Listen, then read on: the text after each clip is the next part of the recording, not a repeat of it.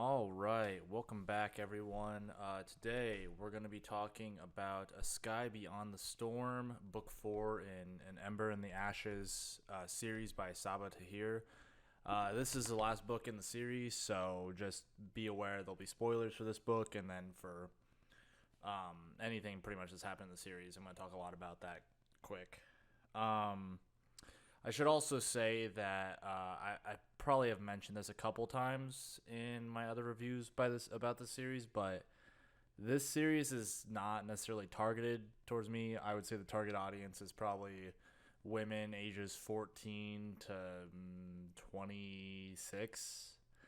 Um, so I'm definitely not their target audience, but try to be as open, and I like to read things, especially that aren't just necessarily for my target audience. I think it's good to get a few different perspectives and read, a lot of different authors. So, all right, let's talk about some positives first. For this book, mainly I'm going to talk about the ending. Um, I'll talk. I'll just talk a little bit about this right now, but there's a lot of in this series that I had a problem with of just filler that felt like it was just like chapters kind of drug on and drug on and drug on of like the same thing over and over and over again of just like, come on, let's get to the conclusions and like the interesting parts or character development or something. Instead, it just felt like we have to go from point A to point B to point A to point B and like constantly that over and over and over again. Um, so a lot of these my positives are from the end of the book. I really did enjoy the Nightbringer and all of his plans and kind of like what set him on this course and the conclusion with all of that. Um, I thought it was interesting to kind of build the world, and it's a different enough magic system, not magic system, but like magical creatures that I don't feel are well represented in most fantasy. So I found this really interesting, especially with the Jinn and stuff like that. And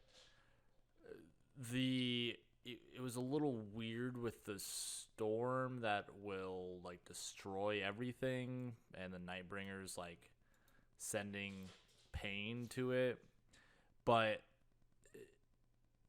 it was, I get why it was done. It was kind of an escalation thing of like, okay, we need to threaten the whole world. I don't know that that was needed, but overall, I thought it was pretty good. I think my favorite part are some of the endings for these characters. So, Mira Cook, Laya's mother, comes back and takes Elias's place as Soul Catcher. I really liked that because to me it felt like something her character would actually do, and it was a gesture to Laya while not being super sappy, like something that she could do for her daughter as a mother. And since like that's was kind of brought up in the last couple, well, I guess the last book mainly, um, I thought it was like a nice touching moment at the end to kind of be like, okay, like you can have, like, I will free the man you love and take his place because he's better to have in your life than I am. And this is the like one thing I can do for you as a mother.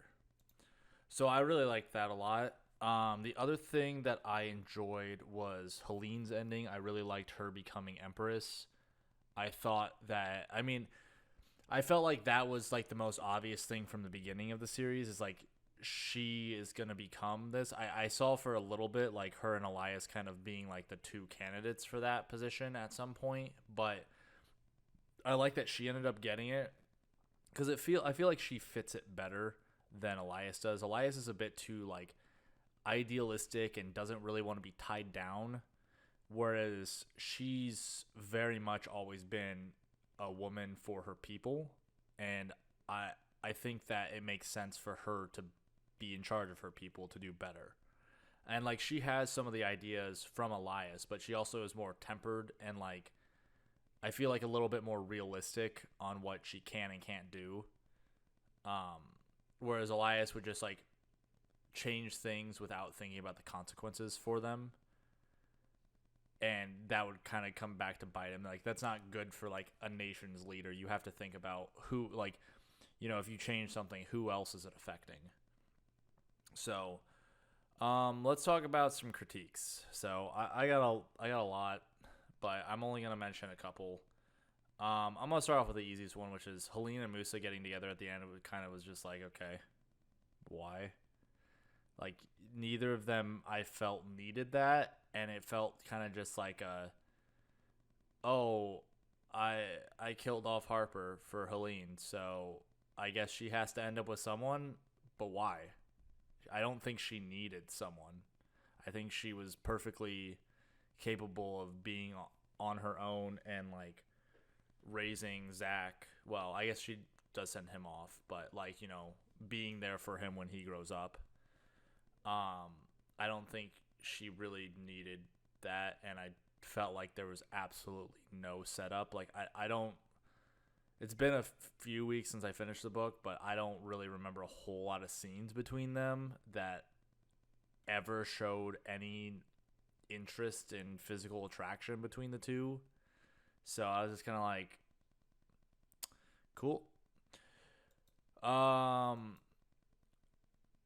So I liked Mira Cook.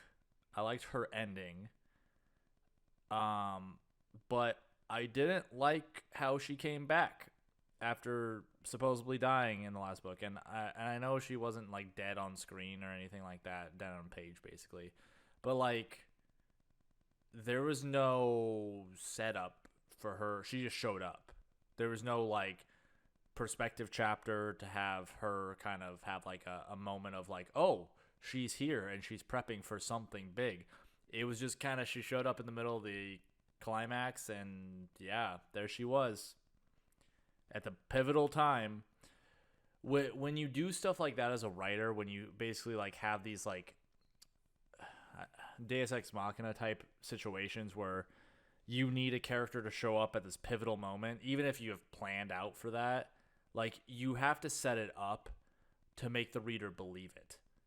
To me, and I'm sure to many people, it felt just like a kind of a cop-out of this character. You put this character in this position in the first place so that you could be like, oh, wow, look who came to save this character. I think it was Helene that Cook came to save. I'd have to go back and double check. Well, I'm not going to go back and double check and reread it, right? And maybe at some point, but definitely not right now. But it's just... It just there. I'm sure there was a few setup things, but generally speaking, I read probably more than the average person, and I didn't pick up on it. And if I didn't pick up on it, then I can bet that most people would not have picked up on it. I generally catch little things here and there just because I read so many different books that like minor foreshadowing things are kind of done the same way across all books. So usually you can pick them up, especially if you write and read a lot. But I didn't catch almost anything. And that could have also just been because I like some of the chapters I just wanted to zone out on. But enough about that. Let's talk about character death. So this was kind of the one thing that took me the longest to figure out. I had to sit on this for a little bit I finished the book series and I wasn't sure why I didn't like it.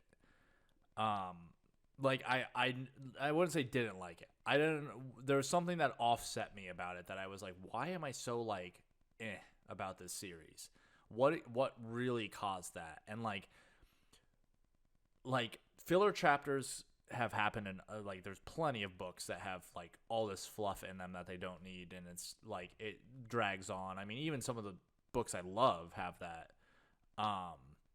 So I didn't think that was it, because there's been plenty of stuff that I've like okay, this chapter's kind of boring, but like the ending of this series is so great that I don't care, or like these character moments are so amazing that they just stick with me.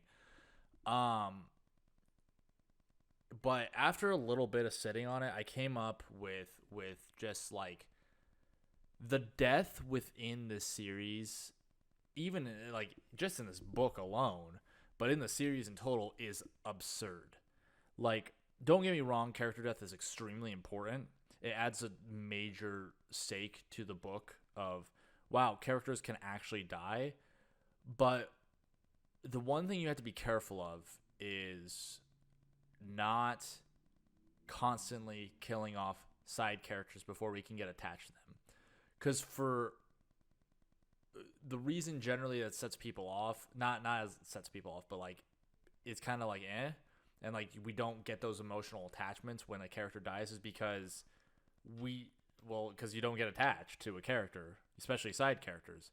And when it doesn't happen to your main characters at all, it's just kind of like, okay, you killed off this character to impact, and there's just all these moments throughout the entire series where it's like the characters react more than I felt I needed to at all. Like, I felt almost no emotion for any character death, and by this point, there's been so many deaths that, like, one of the first things that in this book, one of the first deaths is Helene's sister, and I'm like, okay.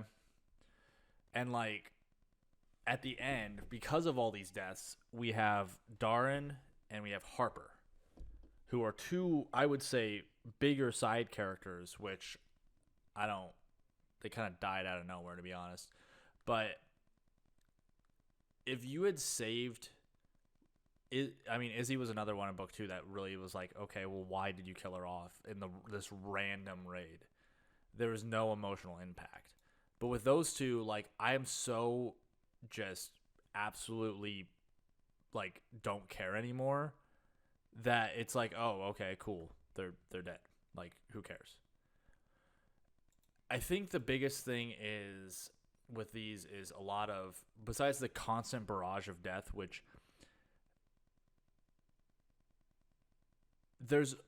it's very hard to pull that off. Like, you need to save character death to be like these big story changing moments that absolutely devastate characters and like completely change like the dynamic of what's going on. And like, I just off the top of my head, like a good character, side character death is coming to me as Fullmetal Alchemist Brotherhood.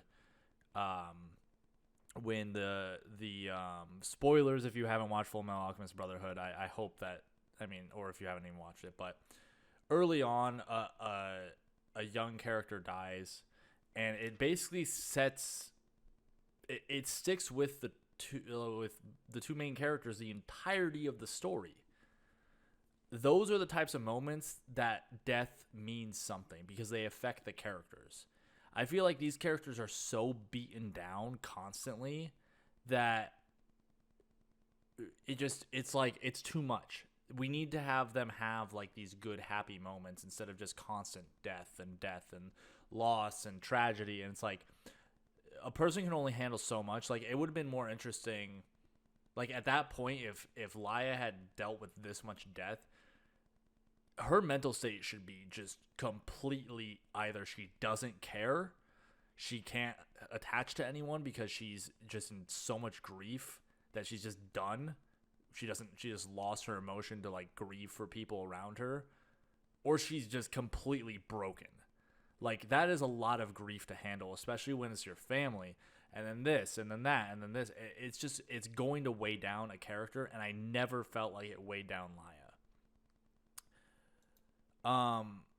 Honestly, like, you can do other things with character death. I know this is kind of becoming a talk on character death, but you can do other things besides just character death to add stakes. And like, if you don't want to kill off a main character, there are ways to take away things that they love that aren't other people. You know, you can like hamper them in other ways besides just killing them or killing a side character. And I think that is kind of what's needed to make this book better. It is something that actually really weighs down the main characters instead of it just being like, oh, our friend X died.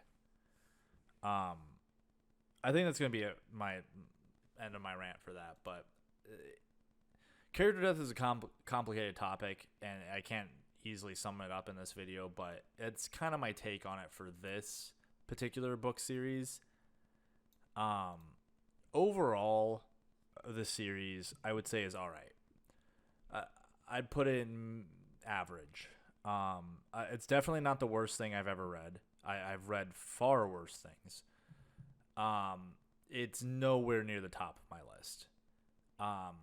If you enjoy it, by all means, we're allowed to have different opinions, and I'm happy that you found enjoyment. I personally didn't particularly like it, but that's just me, and I'm not the target audience. So, if you've got, I would say, like, the other book series, I would say comparables, maybe Throne of Glass. I think I actually liked that series a little bit more than this one, but I would say, like, if you like that, you'll probably like this, and vice versa. But it's not my cup of tea. So, but if you do have an opinion about it that is not my take on it, and you want to, discuss and talk about it, if you have a positive outlook on the book, go ahead and post down in the comments. We can talk about it. You're definitely allowed to have a different opinion than mine. This is just my personal review. So I'm interested to hear. I'm interested to hear if other people have read it and what other people think about it. So yeah, I think that's going to be it for this one. I appreciate everyone who's watched my videos, especially, all of these books that I'm doing. If you do like the video, please leave a like. Definitely helps out the channel, and subscribe if you haven't subscribed yet. And I will see everyone next time. Thank you for watching.